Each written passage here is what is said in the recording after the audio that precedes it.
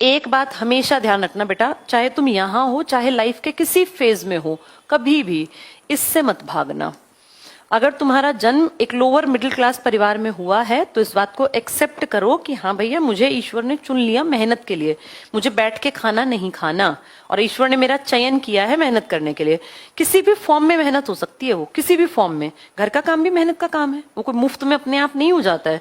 तुम्हारी माएं जो जिंदगी भर करती रही बेटा वो मेहनत ही थी, तुम्हारे फादर जो करते रहे वो मेहनत ही थी, तुम्हें अब जो करना है वो भी मेहनत। इसके रूप बदल जाते हैं, जैसे सब मेहनत कर रहे हैं। जो लोअर मिडिल क्लास से ऊपर जाना चाहता है ना, जिसकी इच्छा है जिंदगी को बेहतर बनाने की, उसको मेहनत करनी पड़ेगी।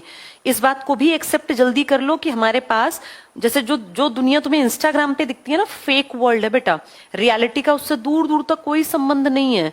ये रील्स और इन सब से बहुत अलग है नॉर्मल लाइफ। जितनी जल्दी ये समझ में आ जाएगा, नॉर्मल लाइफ से जिंदगी चलेगी, उस रील वर्ल्ड से दुनिया नहीं चलेगी।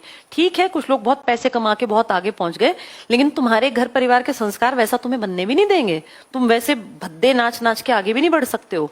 जो वैसा करने वाले हैं ना कि घटिया रील डाल के अपना पैसे कमा लिए, तुम उनमें से हो नहीं बेटा।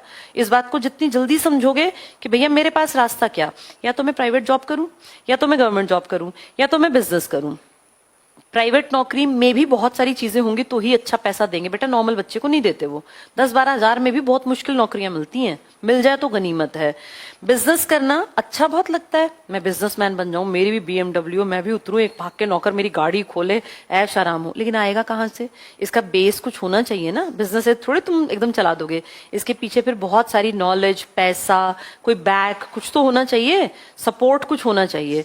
तो सबसे आसान क्या है जिसमें रिस्क कम है? मोटिवेशन किसी और से नहीं लेते, मोटिवेशन अपनी जिंदगी से लेते हैं। किसी मोटिवेशनल स्पीकर को सुन के तुम्हारी जिंदगी नहीं बदलेगी बेटा।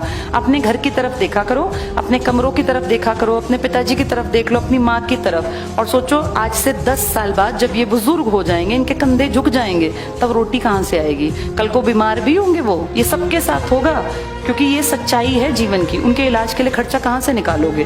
तुम्हें इतना काबिल बनना है कि उनके इलाज के खर्चे, तुम्हारी अपनी लाइफ के खर्चे और आने वाली पीढ़ी के खर्चे भी तुम्हें ही उठाने हैं। हर पीढ़ी ऐसी तैयार होती है बेटा, ऐसे ही करना होता है, इससे भाग नहीं सकते हम। तो अपने आप को सबल बनाओ, पढ़ो लिखो, काबिल बनो।